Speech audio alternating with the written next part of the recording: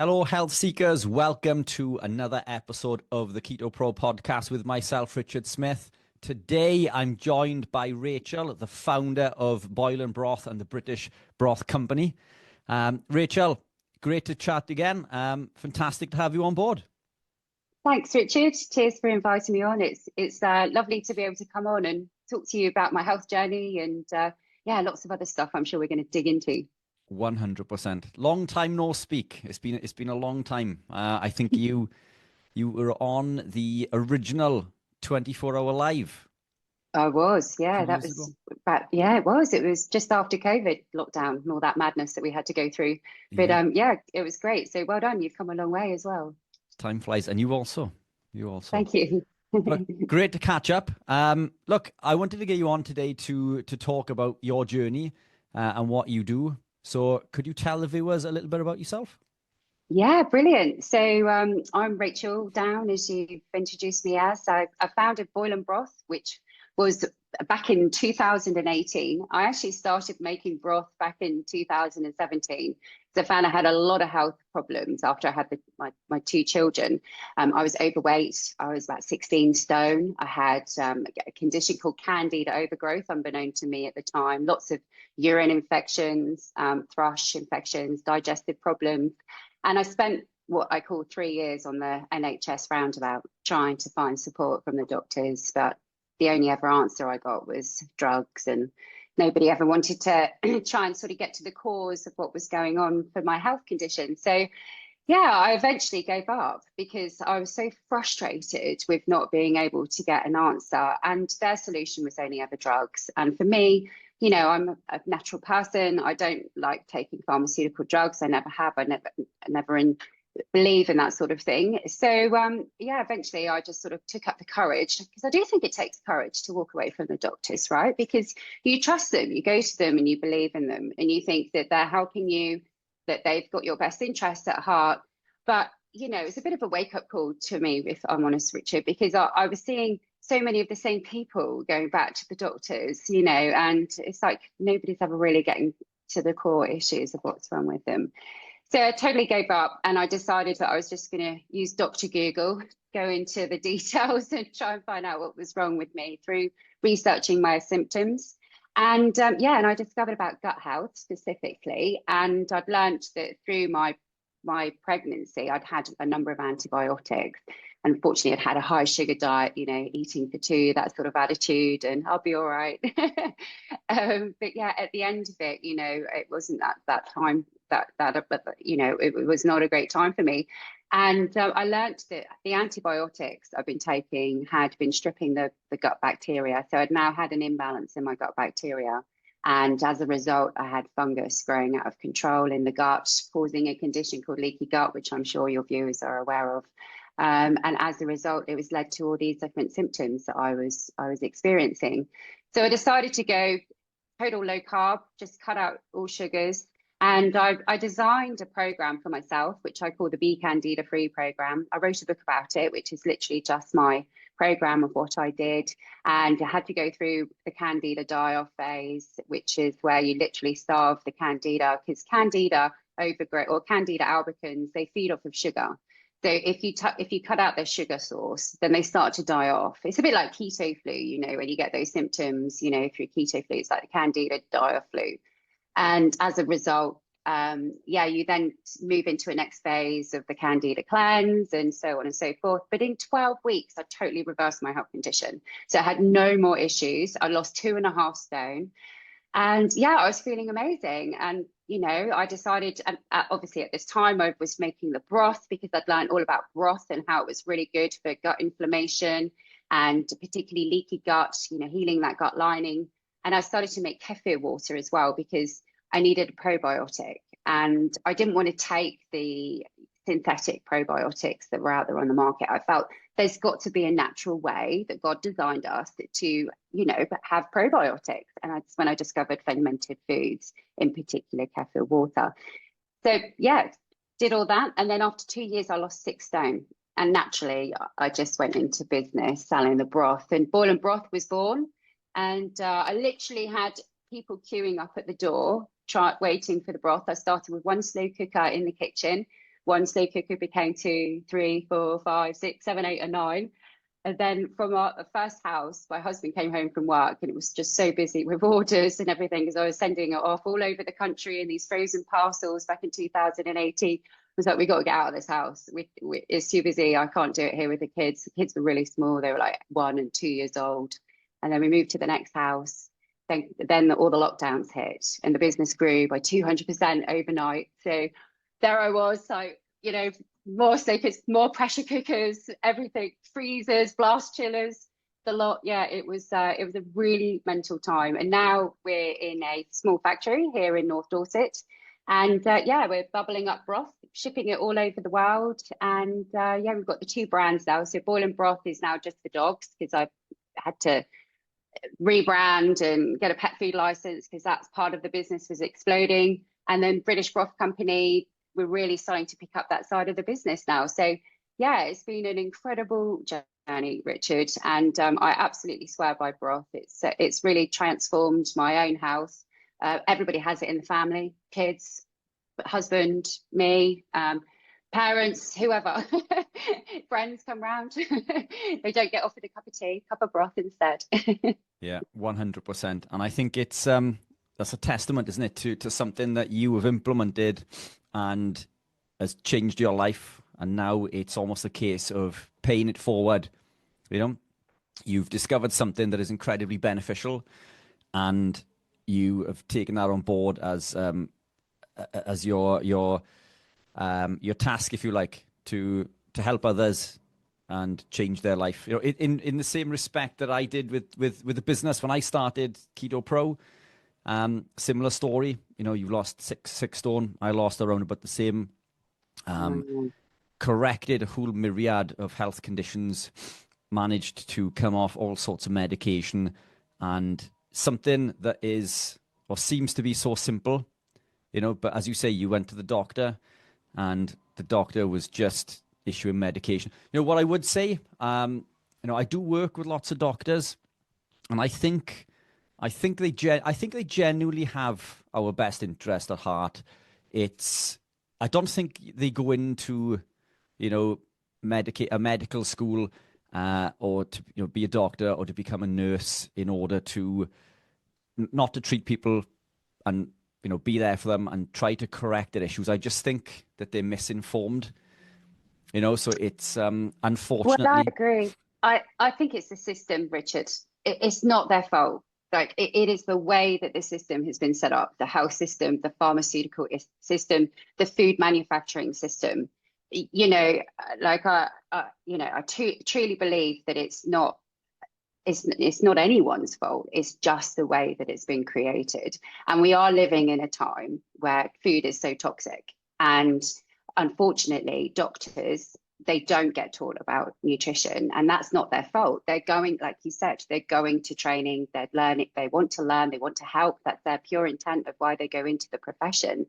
But, so many doctors actually leave because they realize that it's not what they wanted to do. Like I've got a very close friend of mine, she's over in Australia, and she's a GP over there, and she practices natural medicine.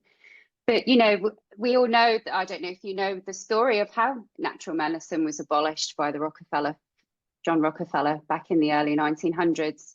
He owned 90% of the petroleum industry in America, and decided that he saw an opportunity in pharmaceuticals. And at that time, it was much more plant-based. Everything that doctors was prescribing was using herbs and natural medicine from the land, which is how we've been treating medicine for a long time.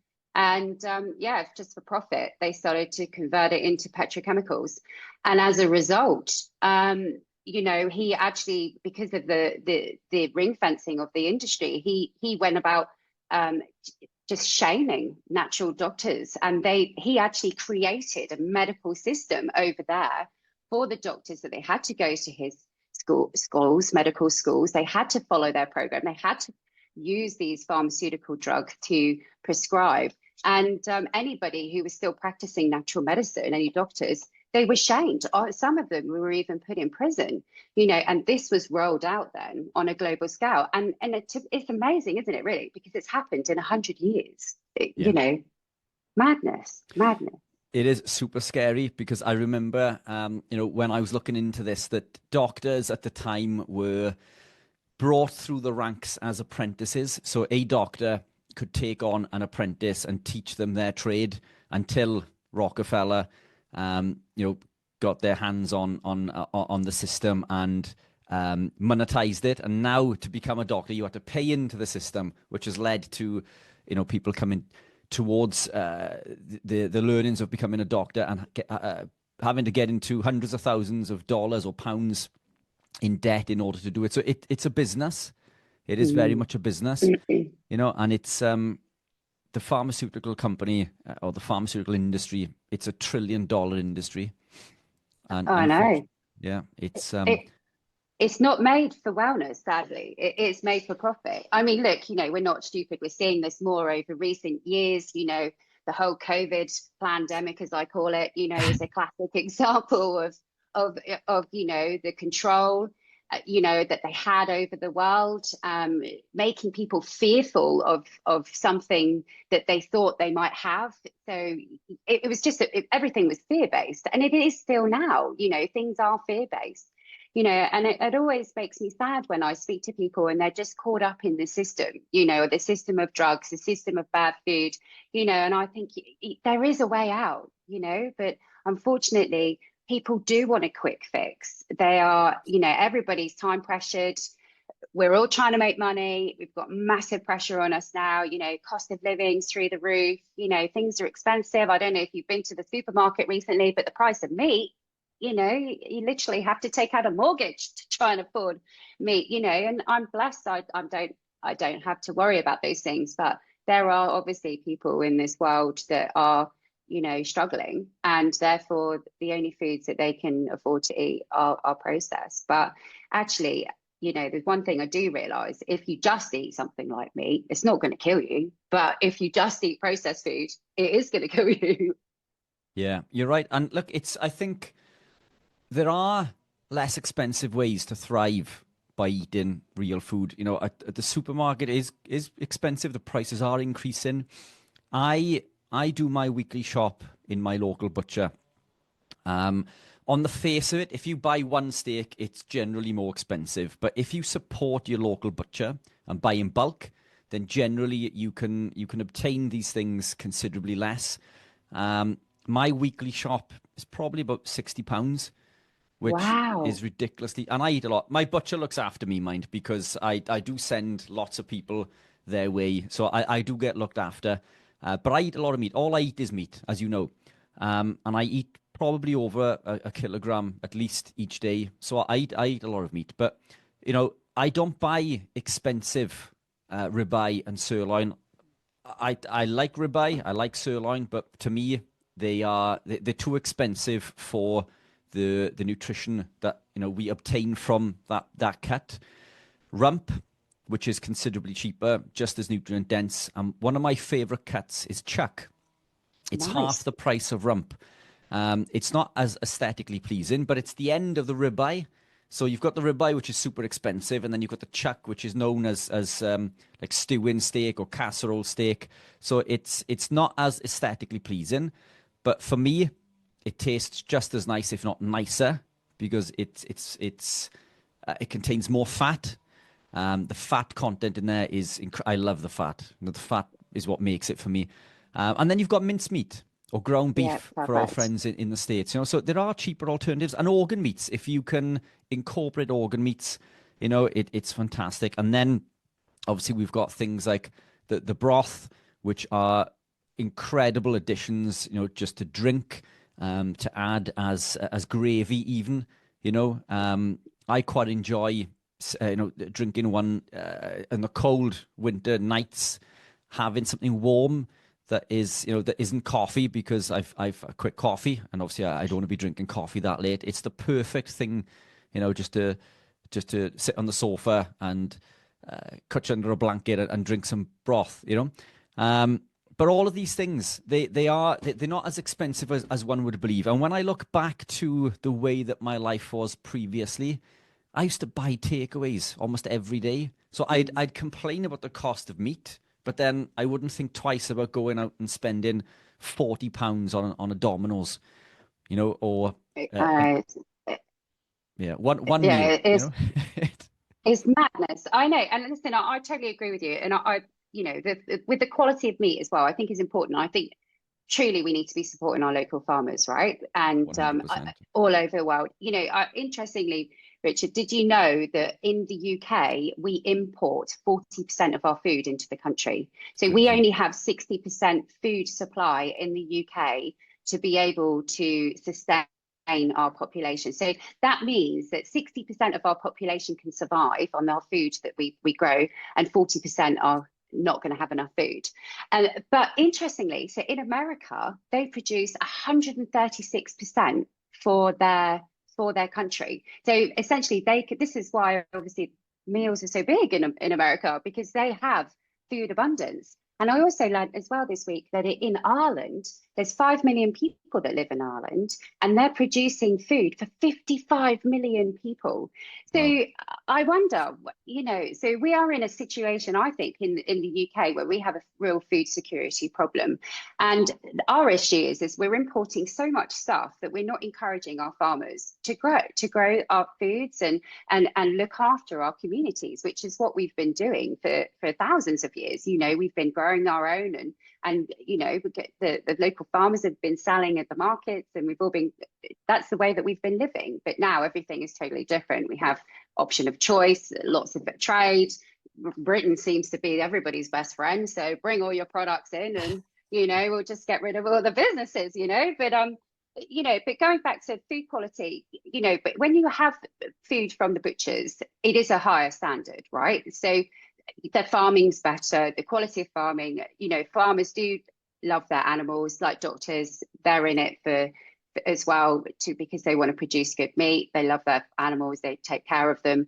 And as a result, you get better food quality, meat quality. So we found that if you eat better quality meats, you actually don't need to eat as much of it. So it lasts longer throughout the day or throughout the week or whatever. So actually, going back to the cost of living, it does reduce your cost of living because you're not needing to buy as much of it. And also, you don't need to eat as much because you're eating quality food as opposed to really high processed foods that are full of sugars, and they're constantly spiking your blood sugar levels, and therefore you're constantly feeling hungry or craving sugar.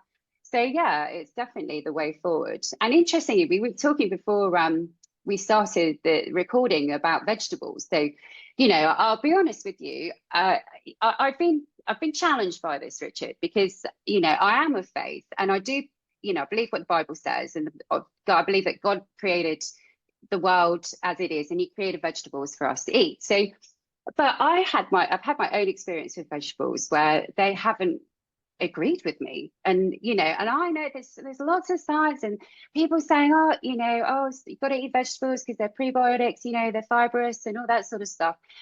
Yeah, but actually I find that they give me indigestion. I find that they give me IBS, and I'm troubled by this because God created them for us to eat, right? And then actually now we can't eat them. So I've had to think, well, why aren't we allowed to eat vegetables anymore? And I truly believe it's because of what they're doing to vegetables and what they've been doing to vegetables for such a long time.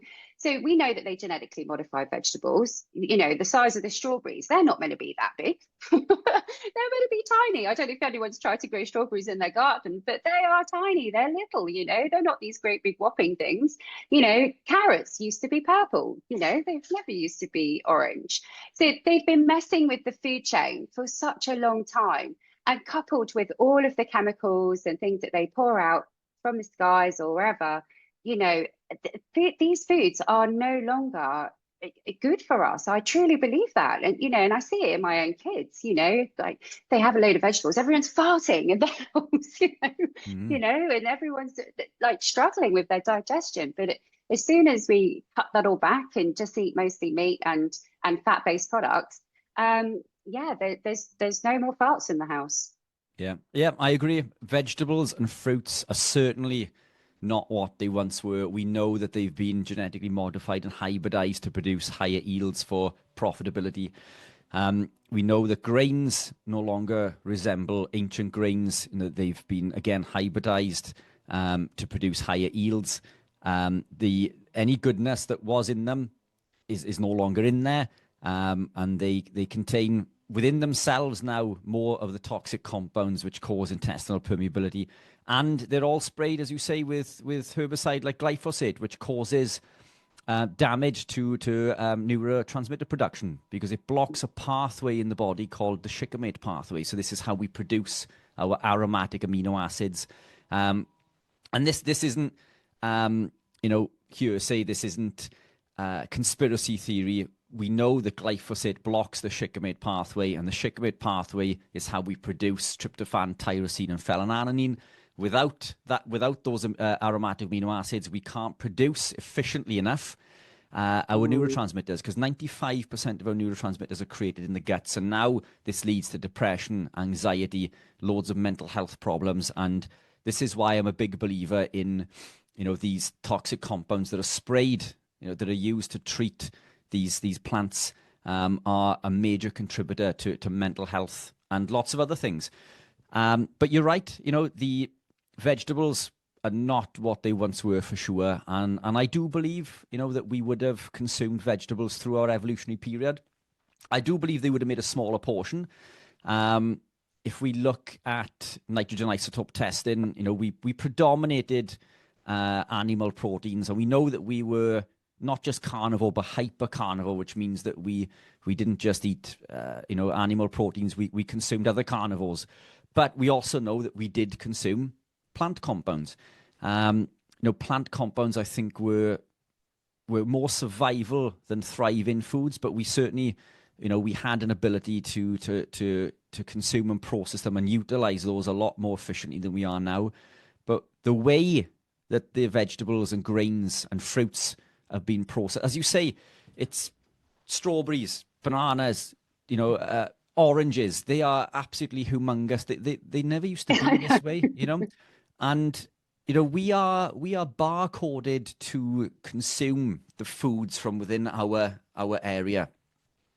So we are not barcoded to consume exotic fruits flown from other sides, other corners of the world, especially ones that have been genetically modified and hybridized. So I think you're right. In there lies the problem. Suddenly these compounds that we consume that we think are beneficial, as you say, cause severe gastro distress. So what does that leave us with? Well, high quality animal proteins that contain every vitamin and mineral that we need, not just to survive, but thrive. So it is incredibly problematic. I'm not against. Yeah, I totally agree. Go on, sorry, Richard. Yeah. Go on. I'm not. People think because of what I do that I'm anti-carb, and they think that I'm against fruits and vegetables completely. Look, I'm not against any of these things, and I'm always open to, I'm always open to the possibility that I'm wrong in certain things, because this is how we learn and progress. But it for me, the gravitation in this journey has come from the other side. Like, I was that person that was all for carbohydrate. I was that person that was all for veg. Even when I was ketogenic, like in the early days of my ketogenic journey, I predominated vegetables. So the majority of my plate was veg. And in fact, some meals were just veg, because that's where my nutrients came from. At least I believed at the time. And it's only through, as you say, gravitating deeper down the journey and struggling with this gastro distress and intestinal permeability, and almost intuitively gravitating towards more animal-based, that I realized that the vegetables weren't serving me. And then this led to a whole host of research and what I would call traveling or gravitating through the rabbit hole, which is, I feel like I've gone so deep down the rabbit hole that I've come out the other end.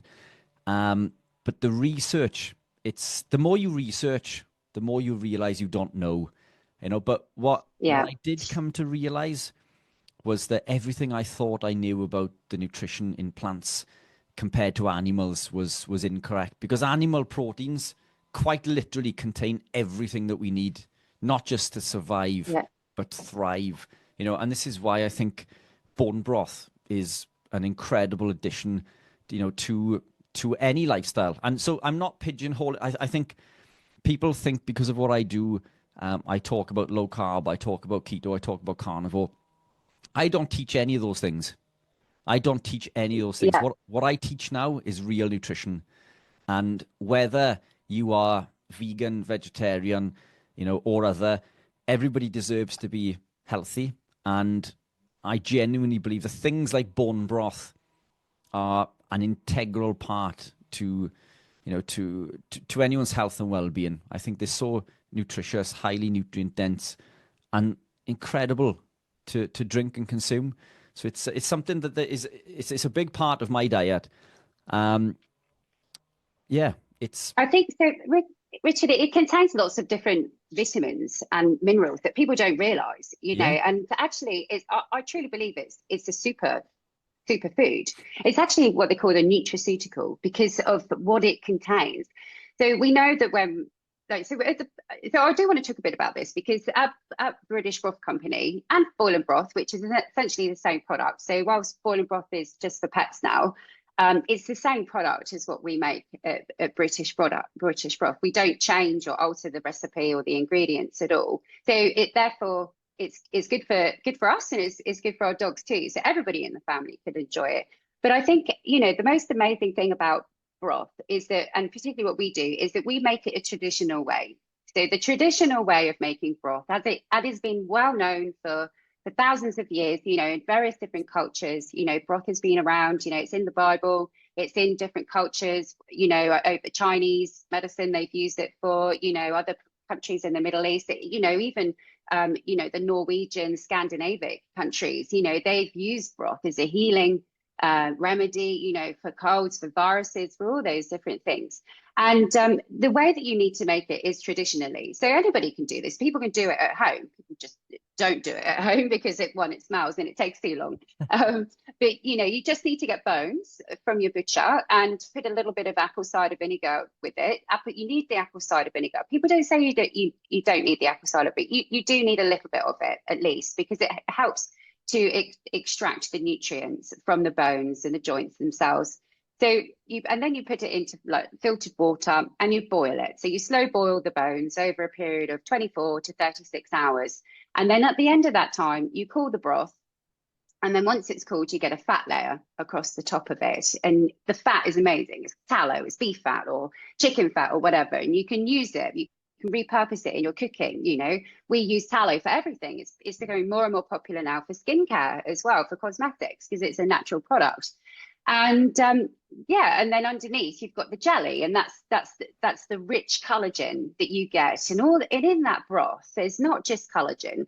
There's also glucosamine. There's also chondroitin. There's also glycine, proline that obviously make up the collagen. And then you get all these glutamate. You get all these other minerals in there. The calcium, the magnesium, the potassium, the sodium.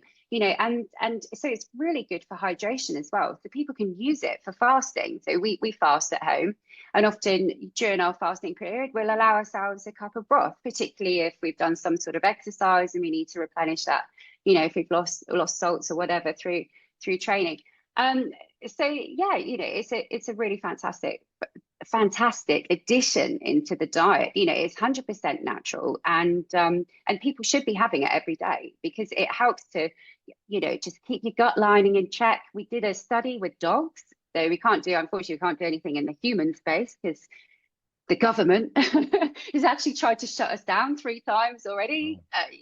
Just because not allowed to make health claims. Like I put some stuff up on my website or up on the British Broth Company website about have broth, if you've got these things going on, if you've got a cold or the coronavirus, or I even put, just supporting gut health, right? But you can't say that because you cannot link bone broth with any health things at all because it's not been scientifically proven.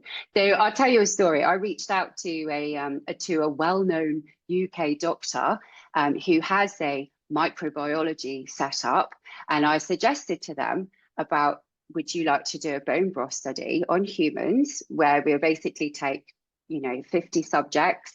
If they've never had bone broth before, we'll test their gut microbiome before, and then we'll give them broth for 4 weeks, and then we'll test them at the end of the 4 weeks and see if there's been a change in their gut microbiome. But had a straight no. And basically then they went off and reported our business to trading standards for writing blogs about natural health and about bone broth and all that sort of stuff. So that was the third time that the government's tried to shut us down. They have to go through the whole website, rechange everything, because otherwise, if you don't do it, then then they just turn up and say you're not able to trade anymore. And that's the harshness of it, and that's the health claims. But you've got other big companies out there that do bone broth, really crappy bone broths, and they're saying, oh, good for inflammation, it's good for gut health, but they're allowed to get away with it because they're bigger and money speaks. But anyway, so we did this Boil'n Broth study in dogs, and because you're in dogs, you can do whatever you want, because unfortunately they're just seen as an object in the family, which is, it's not a regulated area in that respect. So we took 30 dogs and we gave 30 dogs broth who'd never had broth before. We tested their gut microbiome. And then after 4 weeks of having the broth, we tested the gut microbiome again. And we saw a change in their gut microbiome. So we saw bifidobacterium, which is a friendly bacteria in the gut. We saw that increase incredibly, over 1,000%. We saw 2 harmful bacteria reduce significantly down to normal levels, which is the Helicobacter, which is a very common harmful bacteria in the gut, and Clostridium SS, Sensostridium, I can't remember the second part of it. But anyway, so that reduced as well. So really quite remarkable stuff, that actually broth, and as a result of it, we learned that bone broth is a prebiotic rather than anything else. So if you have broth in your diet, then it actually acts as food for the good gut bacteria in your digestive system, to help fuel them, to help them grow, to help them colonize. And we saw that as a result, particularly with the bifidobacterium. So it was a massive disappointment we weren't able to do this for humans, because whilst I'm confident that the results would be very similar, because our bodies are very similar, we all have gut flora, the way that the digestive system works is similar to a dog's. They have obviously a high acidity compared to what we do. They don't chew, they swallow. So yeah, it's totally different in that respect. But the actual functionality and the anatomy of the dog compared to a human is very similar. So I would be confident to say that we'd have similar results. But therefore, broth is a really incredible food. And it's also great to have in times of, like, if you don't have a great deal of money, it doesn't cost much to make up broth. If you can't afford it, just make it up. Don't throw anything away. I think that's probably the most important thing. We've become a generation of just waste, throwing things away, but so much of the animal we can use and repurpose. That, like you said earlier, eating the organs, the skin, for years, but we've been using it as clothing and obviously leather, but not allowed to do that anymore, for various different reasons. But it's a broth boiling up the bones. It's an old age remedy, and we know that it works. But I also, sorry, Richard, but I just want to mention as well that what we're seeing on the market now is a whole load of fake broths. I call them fake broths because these are companies that go around marketing. Marketing's so powerful. And if these companies have got money, then they can do whatever they want. But they're going around saying this is a bone broth powder, but it's not a bone broth powder. So these bone broth powders are hydrolyzed, they're atomized, and they're going through a chemical process to extract collagen mostly, or another very few other proteins, but collagen mostly because it's what they call the triple helix structure, which so it's got the three amino acids that are the triple make it the triple helix. So you need heat to denature that protein and to break it down into smaller collagen peptides, and that's what happens in these products. But that's it. So what these fake broths are doing, so hydrolysis is basically where they just chuck all the bones in, they put chemicals in with the bones, and then it goes through a very high heating process in a very short period of time, and it simply just extracts the collagen out of it, and then they'll spray dry it, and then they spray dry it so that it goes into this fine floury powder, and then they add ingredients like maltodextrin, which they're not declaring on their labels, which we know is a harmful ingredient particularly to the gut, and then they package it into this floury consistency, and they're marketing it off as a bone broth powder. So when we came on the market with our dehydrated bone broths, we were really frustrated because people were like, oh, well, yours is different, but yes, it's different because it's real broth, and all we do is we dehydrate, so we remove all of the water from it, at a very safe low temperature at 80 degrees, so it's food safe, and it also doesn't alter the nutrients in the broth. So as you know, with proteins, so if they're exposed to high temperatures, then they denature, and then they're useless. You can't digest them, and there's actually nothing really left in the broth itself. So these hydrolyzed bone broth powders, they are less nutritious, they're not a real bone broth, and actually they don't do what it says on the tin. They're not serving your digestive system, they're not helping your joints and ligaments, and as a result, but do you know what, the market's flooded with them, and we're seeing them coming in from all sorts of countries, India, China, Europe, and it's all about profit again, and it's very, very sad. Yeah, it's super frustrating. I see a similar thing. Obviously, I don't make bone broth, but I do manufacture products, and I'm seeing the bigger companies come to the market with very poor quality products, which they claim to be better than mine, but they're not. It's just they have the money to market better. The MCT that I make, my MCT, I don't know if you've ever tried it, it's quite fluffy.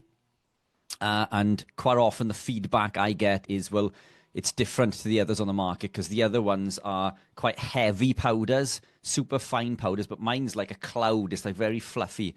Nice. And that's because they add lots of toxic chemicals to it, and that's what makes it that way, whereas ours is processed naturally.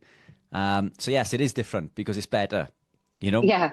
And it's the same with your product. It's different because it's done correctly and it's better. But it is super frustrating, and it's interesting that you mentioned about potentially or coming close to being shut down several times. I've been in that boat also, and it's scary.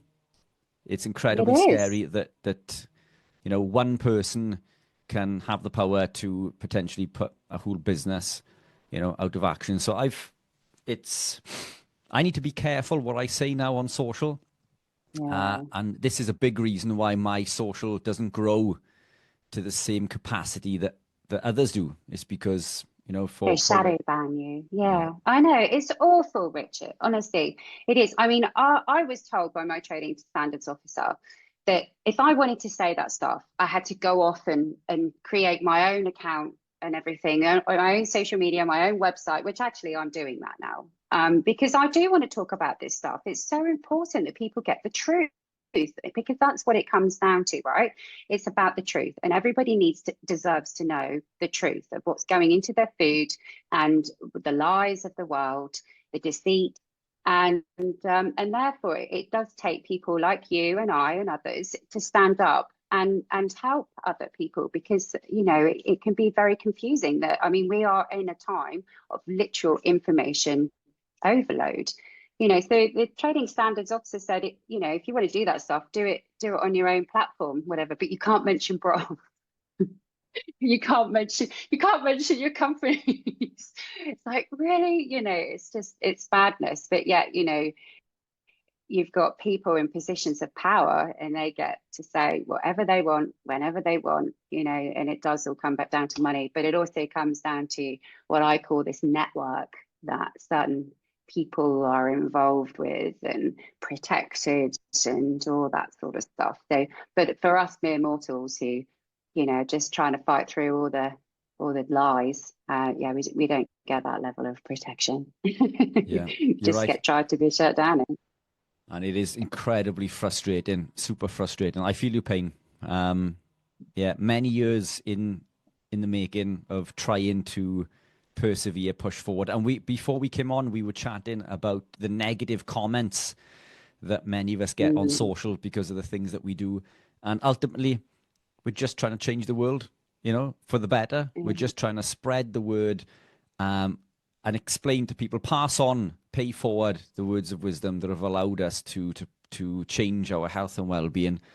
But we seem to be, hit at every corner, almost, and it's super frustrating. But it's interesting you mentioned about the other account, because this is what I've done on Instagram. I've created like the Richard Smith account, separate from the Oh, Keto good. I'm Pro going to give account.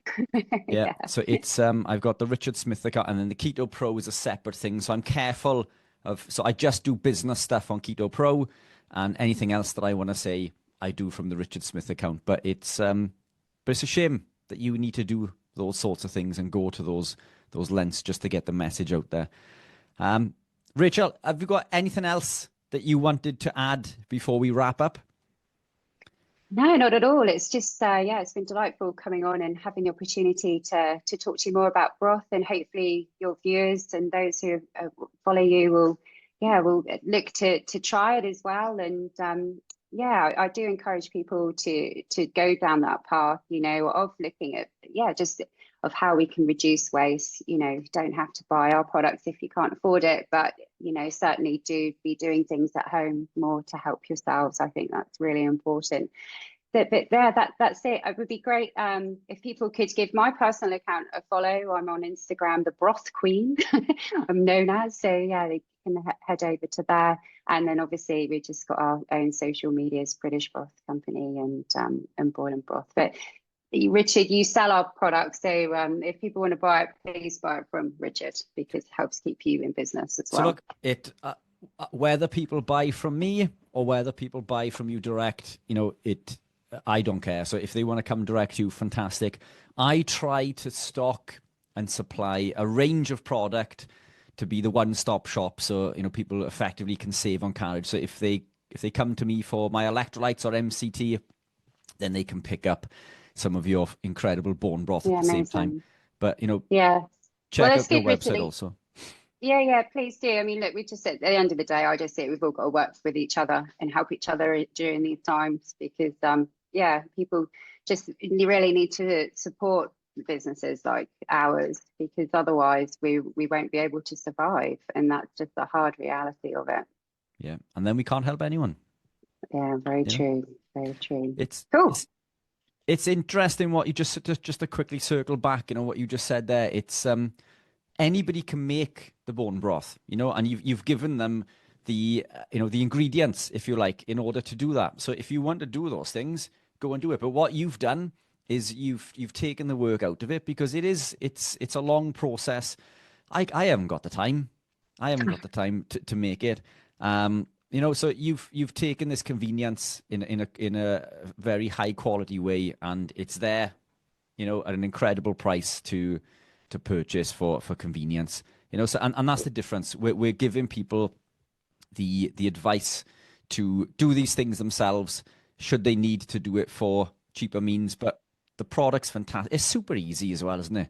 I mean, it's unbelievably easy. Yeah. I mean, listen, we wanted to, so hopefully people, if they've watched this and they give our products a trial, they'll see that, it does come from a pure place of just like you wanting to help others, particularly in times of illness. But yeah, the product itself, it's been at the core of my heart that we wanted to make sure that the product doesn't lose nutritional value at all through any of the processing stage.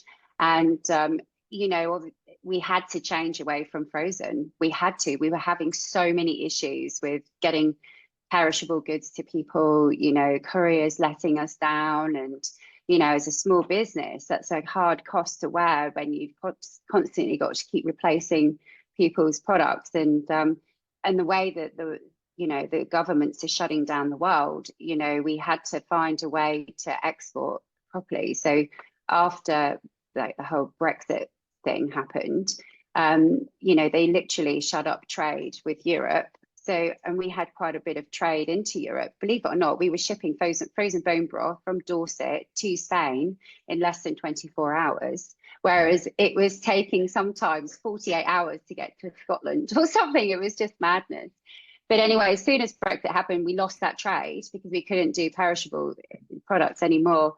So we had to find a way to innovate, and the innovation was to dehydrating the broth, and we've had to go through 18 months to 2 years of innovation to be able to produce the broth, and make it en masse without losing its nutritional quality. So we do believe we've done that now. It is a quality product. People can test the quality of our product, and you can compare it with those hydrolyzed bone broth powders so our product's simple to hydrate back. You just literally add boiling hot water, give it a good stir. Remember, it's got collagen gelatin in it, so it does need a good stir to mix it all together. But then put it into the fridge. So use a ratio of 70% water, 70% water, to 100% broth, and then put it into the fridge, and you'll see that it will set into a jelly. And that's a true statement to say that, the nutritional quality is still there in the broth. You've still got the collagen plus but you cannot do that with a bone broth powder. You cannot hydrate it back to collagen in that way. So